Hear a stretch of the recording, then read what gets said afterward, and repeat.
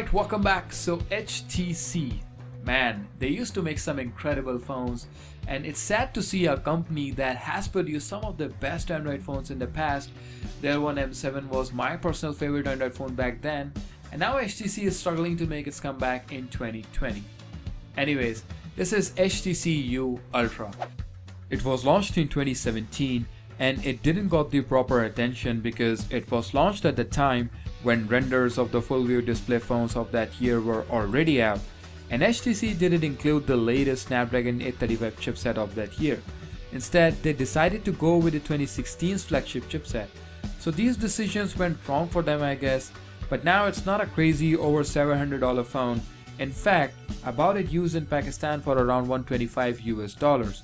So it's way cheaper now, and I've been using this phone from about a week now to find out if it's still worth it or not. So it's got premium build, as you can tell, with a glossy glass on the back and aluminum on sides.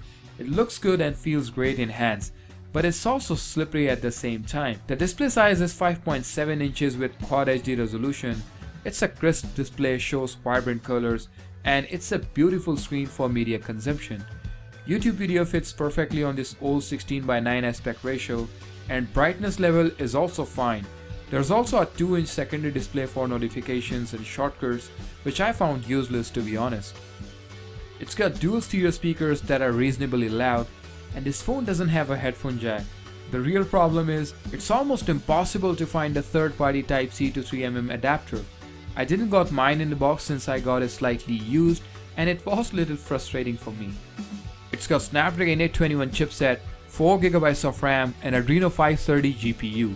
And again, it didn't came with the best specs of that year, but we are evaluating its performance considering the current price it's available for.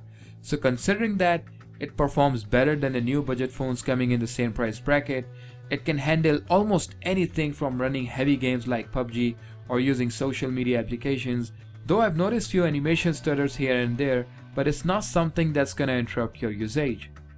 HTC has a bad reputation of putting small batteries on their phones, and they packed this gigantic tank with only 3000 mAh battery. And with a high resolution display and power hungry chipset, it's really hard to get a full day battery backup with this phone on single charge. But still, if you're not a heavy smartphone user or your average phone usage is 2.5 hours, then it will last all day on your usage. It also supports 18 watts quick charge via USB Type-C.